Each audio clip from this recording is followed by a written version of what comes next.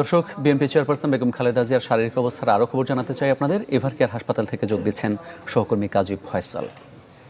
ফয়সাল, আমরা এইমাত্র দর্শকদের জানালাম যে এন্ডোস্কোপি করা হয়েছে এবং খালেদা জিয়ার পাকস্থলীর যে রক্তক্ষরণ সেটি বন্ধ করা হয়েছে। আজকে কি কোনো ফর্মাল প্রেস ব্রিফিং হয়েছে কিনা আপনাদের উদ্দেশ্যে, কোন সোর্স থেকে খবরগুলো জানলেন? আরও জানানোর মতো কোনো খবর থাকলে যদি বলেন আমাদের।